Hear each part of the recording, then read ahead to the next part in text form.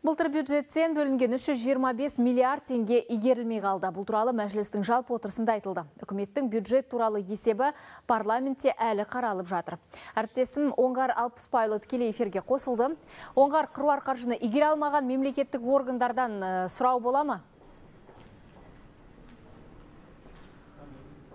Ләйлә, бюджеттің игерілмеуі жұмыстың тиісті деңгейде істелмейтінін дәлелдейді. Ал қаржы аса қажет шаруаларға ғана бөлінетіні белгілі. Сондықтан орталық және жергілікті мемлекеттік органдардың 113 қызметкері тәртіптік жауапқа тартылған. Жалпы былтырғы бюджет бір жылда 8 рет түзетіліп, бір рет нақтыланған. Бұл да жұмыстарды ұзақ мерзімге жоспарлай алмаудың көрсеткіші, деді депутаттар.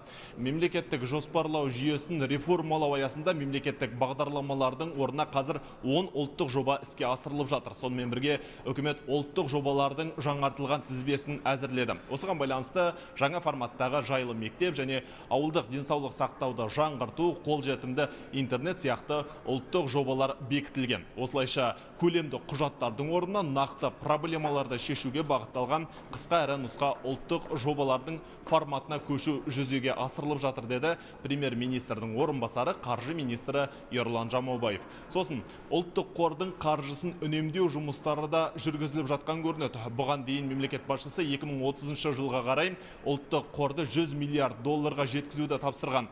Жиында тиімсіз және қажетсіз бағытта жұмсалған қаржының сұрауы да болды, әлі де жалғасып жатыр. 2022 жылғы бюджеттің атқарылуы туралы есепті талқылау кезінде 440 сұрақ туындап, мәселе қарастырылған. Ерлан Жамаубаев айтылған ескертулердің барлығы болашақта ескеріледі, деді. Және үкіметтің бұл есебін қабылдау кезінде бірнеше партия өкілдері оған қарсы дауыс беретіндерінде мәлімдеді. Мәжілістің отырысы кешке дейін жалғасады. Алдағы жаңалықтарда тағы бөлісеміз. Ләйла. Рахмет, Оңғар. Естеріңізге салып өтейін, студиямен тікелей қосылған әріптесім Оңғар Алпысбайұлы.